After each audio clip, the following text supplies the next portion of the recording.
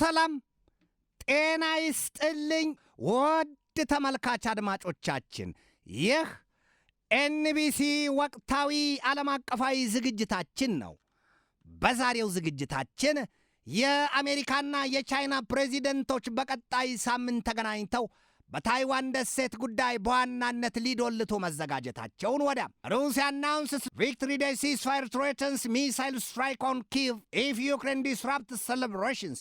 ሩሲያ ይህንን ስትል ብታስጠነቅቅም ግን ይላል የሬውተርስ ዘገባ፣ ዩክሬን ትናንትና ማክሰኞ በሩሲያ የሌኒንግራድ ግዛት የሚገኘውን የኪነፍን የነዳጅ ማጣሪያ ስፍራ ዶግ አመድ ማልበሷን እንዲሁም ከመካከለኛው ምስራቅ ቀጠና ምስቅልቅል የጠላትነትና የእሳት ቋጠሮ የወጡ መረጃዎችን በስፋት ይዤ ቀርቤያለሁ።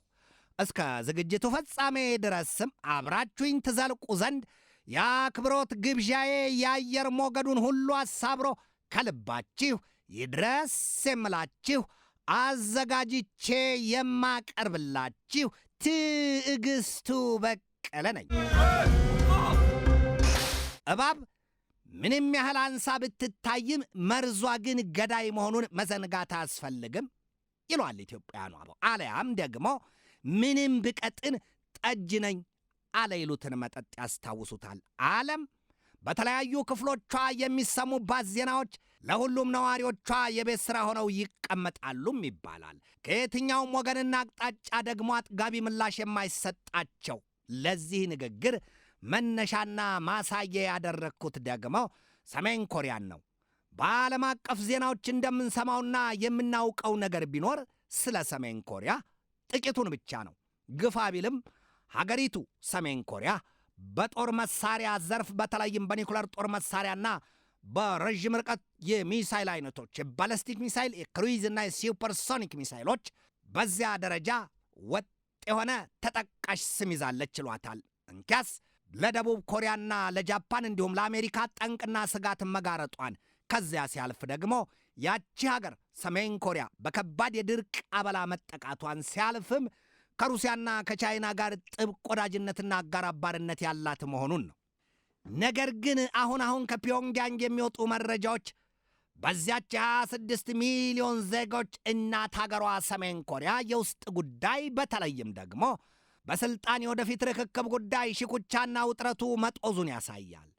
ዛሬ ሀገሪቱን በመምራት ላይ ያሉት ወጣቱና ጭሩ ፈርጣማው ሰው ኪም ጆንግ ኡን ስልጣናቸውን ለታዳጊ ሴት ልጃቸው የማስተላለፍ ዕቅዳቸውንና ሳይናገሩት በተግባር አፈትልኮ ወጥቶባቸዋል የሚባልላቸውን ኪም ገና በ9 ዓመት ዕድሜ የነበረችዋን ሴት ልጃቸውን ኪም ጆአዬን በአህጉር አቋራጭ ባለስቲክ ሚሳይል ሙከራ ማድረጊያ ስፍራ ይዘዋት በተፍለቀለቀና በተፍነከነከ የደስታ ስሜት ታይተዋል በሚል ዛሬም ይቦጭቋቸዋል።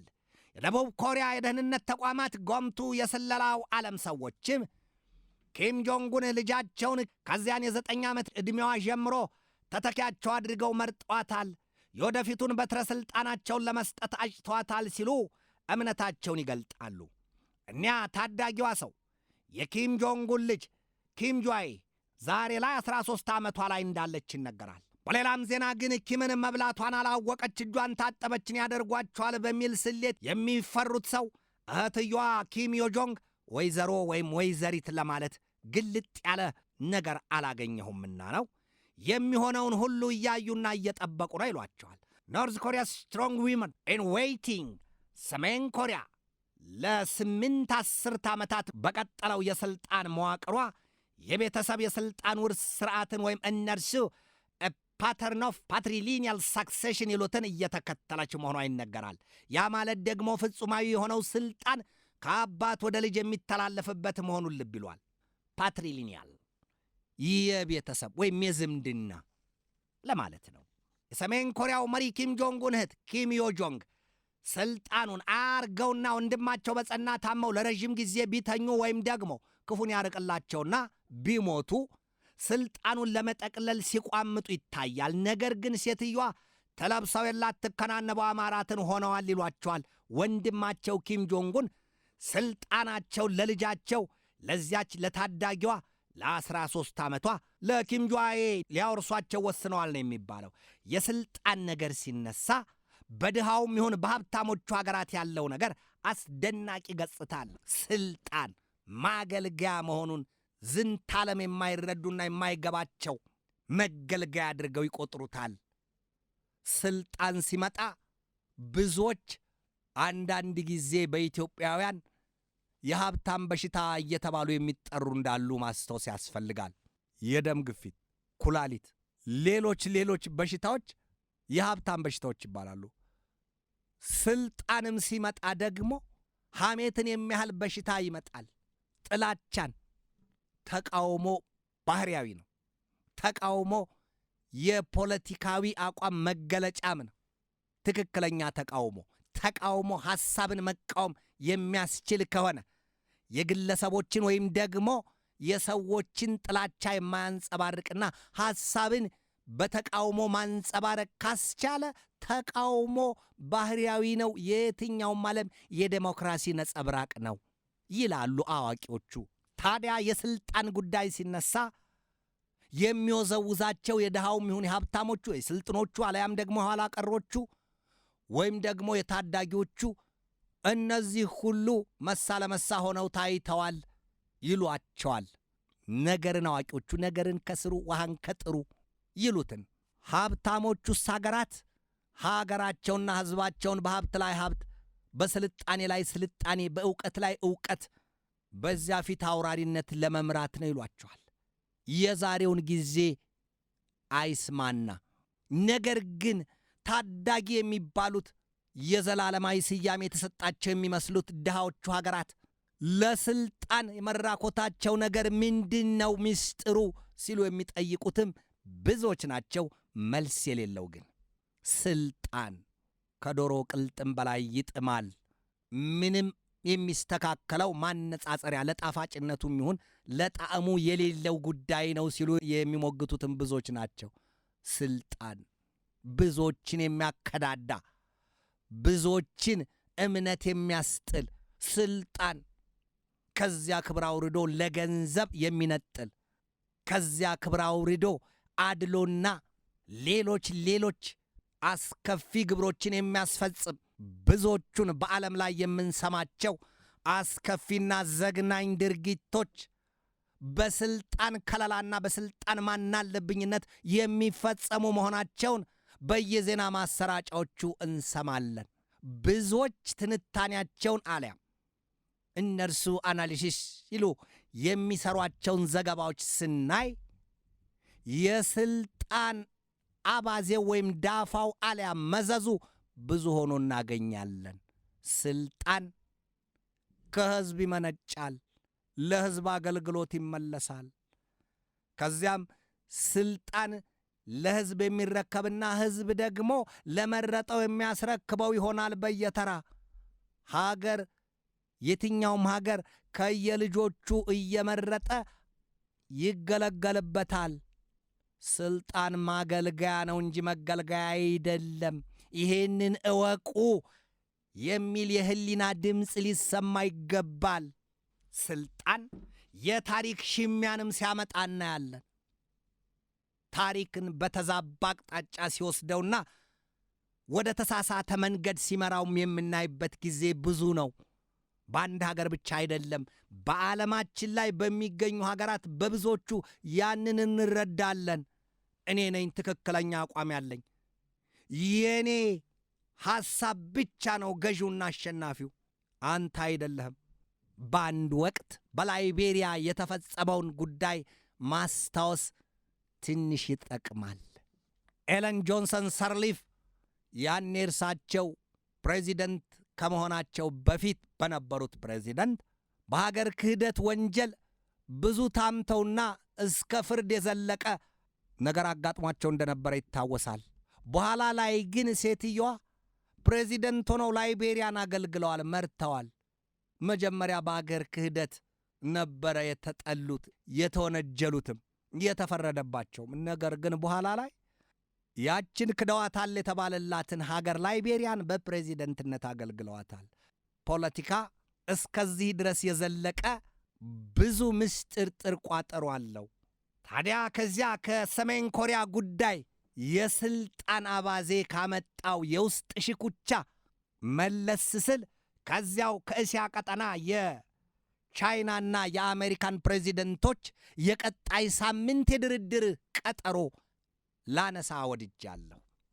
ሁለቱ ፕሬዚደንቶች ዶናልድ ጄ ትራምፕና ሺ ጂንፒንግ በቀጣይ ሳምንት ቤጂንግ ውስጥ ተገናኝተው ይመክራሉ ነው የተባለው። የአሜሪካው የውጭ ጉዳይ ሚኒስትር ማርኮ ሩቢዮ ናቸው ይህንን መግለጫ የሰጡት። ምንድን ነው ያሉት የውጭ ጉዳይ ሚኒስትሩ? ሁለቱ ፕሬዚደንቶች ሺ ጂንፒንግ እና ዶናልድ ትራምፕ በዋናነት የሚመክሩበት ጉዳያቸው ርዕስ አጀንዳው የታይዋን ደሴት ናት ብለን እናስባለን አሉ። እሳት በሌለበት ጢስ አይታይም ይባላል። ነገሩን ሳያውቁ የውጭ ጉዳይ ሚኒስትሩ ማርኮ ሩቢዮ ይህንን ፍንጭ ሰጡ። የማይመስል ልብ ያቆስል። የታይዋን ደሴት ጉዳይ በትራምፕና በሺ ጂንፒንግ የሚነሳ ርዕስ አጀንዳ ከሆነ ደግሞ አሉ ሩቢዮ፣ ከእንግዲህ አሜሪካ በታይዋን ደሴት የተነሳ ምንም አይነት ውዝግብ ወይም ያለመረጋጋት እንዲፈጠር አታደርግም፣ አትፈልግም ብለዋል። ቀን እባብ ያየ ሌት ልጥ ቢያይ በረየ ይላሉ። ልጥ ቢያይ ይደነግጣል። አሁን በኢራን ከገባችበት ጦርነት አሜሪካ እንቁራሪት ከጋን ውስጥ በተሞላ ውሃ ገባችና ከእንግዲህ ሁለተኛ ከጋን ውሃ አልገባም ስትል የዛሬን እንዴት ወተሽው አሏት ይሏል። የዛሬን ያውጣት እንጂ አሜሪካ ከዚህ በኋላ በታይዋን ደሴት ጉዳይ እንዲች ብላ ወደ ንትርክና ንዝንዝ ወይም ውጥረት ውስጥ አትገባም የሚል አቋም አንጸባርቀዋል ማርኮ ሩቢዮ ገና ከወዲሁ። ሁለቱ ፕሬዚደንቶች ተገናኝተው የሚመክሩት በቀጣዩ ሳምንት ነው። ከዚያ ከአሜሪካው ፕሬዚደንት ዶናልድ ትራምፕና ከቻይናው አቻቸው ሺ ጂንፒንግ የውይይት ርዕሰ ጉዳይ ወይም የውይይት ቀጠሮ ቀጣይ ሳምንት አጀንዳ ወጣ ስል ወይም መለስ ስል ከፊል የመልክዓ ምድራዊ አቀማመጧ በአውሮፓና በእስያ ያለውን የሩሲያን ጉዳይ በጥቂቱ ለመዳሰስ ይህንን ይዣለሁ። ሩሲያ የቻይና ብርቱና ወዳጅ እንዲሁም አጋር አባሯ መሆኗን ብዙ ጊዜ ተነጋግረናል። ሩሲያ በናዚ ጀርመን ላይ ድል የተቀዳጀችበትን የድል በዓሏን ለማክበር በከፍተኛ ዝግጅት ውስጥ መሆኗን የተነገረው። የቻይናው ፕሬዚደንት ሺ ጂንፒንግም ተጋብዘዋል። ሌሎች በርካቶች ይገኛሉ። የሰሜን ኮሪያ ወዳጃቸው ኪም ሳይቀሩ ከኢራንም በዕለቱ የመገኘታቸው ነገር ፍንጩ ሳይዘነጋ ታዲያ የሩሲያው ፕሬዚደንት ቭላዲሚሮቪች ፑቲን ገና ከወዲሁ ባሉት የመባቻዎቹና የዋዜማው ሰዓታት ወይም ዕለታት ግንቦት 4 ቀን ወጡና ለታላቁ የድል በዓላችን ስንል የተኩስ አቁም እናደርጋለን ስፓሲቮ ቺሁቮ ፓዠሉስታ የሚል የአዋጅ የነጋሪት ድምፃቸውን አሰሙ። ሩሲያ የድል ቀኗን የምታከብረው ግንቦት 9 ሲሆን የተኩስ አቁሙ ደግሞ ከግንቦት 8 እስከ 9 ድረስ ነው። ታዲያ በዚያ የድል ቀን አከባበር ሂደት ድንገት ዩክሬን መስሏት ጥቃት ከፈጸመች የሩሲያ ሚሳይሎችና የሰው አልባ የጦር አውሮፕላኖች ወይም እነርሱ ድሮን ሲሏቸው አፋቸውን ከፍተው የእሳትና የአሲድ የመርዝ ዶፋቸውን ሊያዘንቡባት የኪቭን ከተማ አልመውላታል ሲሉ ፑቲን ማስጠንቀቃቸው ነው የተሰማው። ከዚህ በፊት ተደርጎ ወይም ታቅዶ የማያውቅ ጥቃት በኪቭ ከተማ ላይ ነው። ለዚያውም የኪቭን ከተማ ከዚህ በፊት የተውናት ወይም ያለፍናት ዓለም አቀፍ ዲፕሎማቶች መቀመጫ ናት። ያንን በሙሉ አገናዝበን ሌሎችንም ጉዳዮች አይተን ነው እስከዛሬ ሽሩሩ ያልናት። ከዚህ በኋላ በድል ቀናችን አንዲት ጥቃት ቢሰነዘርብን አሉ ፑቲን የበለጠ ፊታቸውን አለያም ግንባራቸውን ቁጥር ፍትት እያደረጉ ከዚህ በኋላ ታይቶ የማያውቁ ቁጣ ይወርድባታል፣ ለዚያውም ዋና ከተማዋን ኪቭን ሲሉ በከፍተኛ ደረጃ ማስጠንቀቃቸውን የተሰማው። ዩክሬን በበኩሏ ገና ከወዲሁ ትናንት ይግረማችሁ ስትል በሩሲያ የሌኒንግራድ ግዛት የሚገኘውን የሩሲያውን የነዳጅ ማጣሪያ ስፍራ ማጋየቷና እንዲዘጋ ማስገደዷም ነው የተሰማው። ያ የሩሲያ የነዳጅ ማጣሪያ ስፍራ ደግሞ ኪነፍ ነው የሚባለው። ኪነፍ በሩሲያ የአውሮፓ ክፍል ትልቁ የነዳጅ ማጣሪያ ስፍራ መሆኑም ይነገራል። እውን ሩሲያ የድል ቀኗን ባለመችውና ባቀደችው ልክና መልክ ስታከብር ይሆን? ጊዜን መጠበቅ ብቻ ነው። አይሆንም እንትተሽ ይሆናልን አስቢ ይላሉ ኢትዮጵያ። በቀጥታ ወደ መካከለኛው ምስራቅ ቀጠና የወቅቱ መስቀልቅል የጦርነት ፖለቲካ ጉዳዮች አልፋለሁ። ዩናይትድ ስቴትስ ኦፍ አሜሪካን ዲክሌርስ ኦፕሬሽን ኤፒክ ፉሪ አጋንስት ኢራን ኦቨር። ማርኮ ሩቢዮ የአሜሪካው የውጭ ጉዳይ ሚኒስትር ናቸው ይህንን በአዋጅ ያስነገሩት። የአሜሪካው ፕሬዚደንት ዶናልድ ትራምፕ በበኩላቸው ፕሮጀክት ፍሪደም ዊል ቢ ፖዝድ ሲሉ ከኢራን ጋር ወደ ስኬት የሚያመራ የድርድር ሂደት ውስጥ ለመግባት መዘጋጀታቸውን አስታውቀዋል። ምስቅልቅል የተባለበት ምክንያት ይሄ ነው። የተመሰቃቀለ ነው። የአሜሪካው የውጭ ጉዳይ ሚኒስትር ማርኮ ሩቢዮ አሜሪካና ኢዝራኤል ጣምራ ፈጥረው በኢራን ላይ ከየካቲት 28 የአውሮፓውያኑ አቆጣጠር 2026 ቅዳሜ ረፋድ ጀምሮ የገቡበት ጦርነት ኤፒክ ፈሪ ሲሉ ያወጁት የጣምራ ጥቃታቸው በድል ተጠናቋል አሉ። መልካም፣ በድል ተጠናቀቀ ማለት በመጠኑም ቢሆን የሚያስረዳን ከዚህ በኋላ ጥይት አይተኮስም ወይም ደግሞ መጠነኛ ግጭት አይኖርም ማለት አይደለም። ነገር ግን ያ ግዙፍ የጦር ኃይል በግዙፍ መጠን በኢራን ላይ አይሰፍርም። የኢራንም ግዙፍ ጦር ኃይልና ግዙፍ መጠን ያለው የጦርነት አበላ ጥይቱ በአሜሪካና በኢዝራኤል ኃይሎች ላይ አይዘንብም የሚል ቢያንስ መጠነኛ ግንዛቤ ይሰጣል። ነገር ግን የአሜሪካው ፕሬዚደንት ምን አሉ? የለም በሆርሙዝ የውሃ ወሽመጥ ፕሮጀክት ፍሪደም ስንል የሀገራትን መርከቦች ከታገቱበት ወይም ደግሞ መንቀሳቀሻ ጠፍቷቸው ከቆሙበት ከዚያ ልናወጣቸው ያቀድነው ያሰላነው ርዕስ የሰጠነው ፕሮጀክት ፍሪደም ያልነው ጉዳይ ለጊዜው ይቆማል አሉ። ተማተዋላ። ከትናንት በስቲያ አሜሪካ 7 የኢራንን ጀልባዎች ሽቅ ወይም እምሽክ አድርጊያቸዋለሁ አሉ የአሜሪካው ፕሬዚደንት ዶናልድ ትራምፕ። ኢራን በበኩሏ የአሜሪካዋን የጦር መርከብ በ2 ሚሳይል አንፍሬያታለሁ አለች። አሜሪካ አልተነካብኝም አለች። እንኳንስ መርከብ የዳክያ ዋናተኛም ደንግጦ የበረረ የለም አይነት መግለጫ ሰጡ የአሜሪካ ሹማምንት። ነገሩ በዚህ ምስቅልቅል ሂደት ውስጥ እያለ የአሜሪካው ፕሬዚደንት ዶናልድ ትራምፕ ፕሮጀክት ፍሪደም ስንል የያዝነው አቋም ለጊዜው ይገታል አሉ። የውጭ ጉዳይ ሚኒስትሩም ደግሞ በበኩላቸው ምንድን ያሉት? ቀደም ሲል እንዳልኩት ኦፕሬሽን ኤፒክ ፈሪ ስንል የገባንበት ጦርነት በድል ተጠናቋል አሉ። የመከላከያ ሚኒስትሩ ፔት ሄግሴትና በአሜሪካ ጦር ኃይል የጥምር ጦር ኃይሉ ዋና አዛዥ ጀነራል ዳንኬን በበኩላቸው ሌላ ነው ያሉት። በየፊናቸው 3 መግለጫዎች አውጥተዋል። ወዲህ መለስ ስንል የትራምፕ የእህት ልጅ ላጎታቸው ለፕሬዚደንቱ ዶናልድ ጄ ትራምፕ ይህንን ብለዋቸዋል። አዲስ አዲባክል ውድቀት ነው። ሜሪ ትራምፕ ዋርንስ አንክል አባውት ቱ ሴት ኦፍ ካታስትሮፊክ ክራይሲስ ሲሉ በጥብቅ አስጠንቅቀዋቸዋል። ክቡር አጎቴ ሆይ ተጠንቀቅ፣ ውድቀትና ውርደት እንዳይሆንብህ ብታስብበት ይበጅሃል ነው ያሏቸው። እኒያ ሜሪ ትራምፕ ይሏቸው የእህታቸው ልጅ በማስጠንቀቂያ ንግግራቸው አጎታቸውን ይግባህ ልንገርህ፣ አንተ የሆርሙዝን የውሃ ወሽመጥ በመዝጋትህ ካስከተለው የኃይልና የነዳጅ ዘይት ግብይትና መፋለስ እንዲሁም መቋረጥም በላይ ለድፍን ዓለም ይደርስ የነበረው ማዳበሪያ ሁሉ ቆሟልና ደግመህ ደጋግመህ አስብበት ነው ያሏቸው። በዚያ የሆርሙዝ የውሃ ወሽመጥ መዘጋት የተነሳም በደቡብ እስያ ከሰሃራ በታች ባሉ የአፍሪካ ሀገራት በመካከለኛው ምስራቅ ቀጠናና እንዲሁም በሰሜን አሜሪካ ያሉ አርሶ አደሮች በማዳበሪያ እጥረት የተነሳ ያልተጎዳ የለም እወቃው ነው ያሏቸው ሴትዮዋ። ቃል በቃልም አዲስ አዲባክል ውድቀት ነው፣ አዲስ ካታስትሮፊ ቀጠሉ የትራምፕ እህታቸው ልጅ ሜሪ ትራምፕ። there is no immediate solution, there is no agreed framework, there is no clear timeline for resolution and Donald does not appear to be in any rush ነው ያሏቸው። ካረጁ አይበጁ ይሉትን ያስታውሷል። ዘ ኔሽን በበኩሉን አዲስ ሀተታው ይህንን ሲል ርዕስ በሰጠው ዝርዝሩ ያለውን እንመልከት። the dire straits of Hormuz part 2 ይልና will the United States of America the ostensible sole superpower of the world ሲል በጥያቄ ከፍተዋል። በሁለት የእሳት ሰረገላዎች በኢራንና በአሜሪካ ለማለት ነው የተዘጋው የሆርሙዝ የውሃ ወሽመጥ ወይም የ20 በመቶ አሊያም የ1/5ኛው የዓለማችን የነዳጅ ዘይትና የጋዝ ወይም የማዳበሪያ መተላለፊያው የቀጭኑ የውሃ ወሽመጥ የሆርሙዝ በአሜሪካና በኢራን ለሁለት ተከርችሞ የተዘጋው ጉድና መዘዝ አማዟል፣ ዳፋ አትርፏል።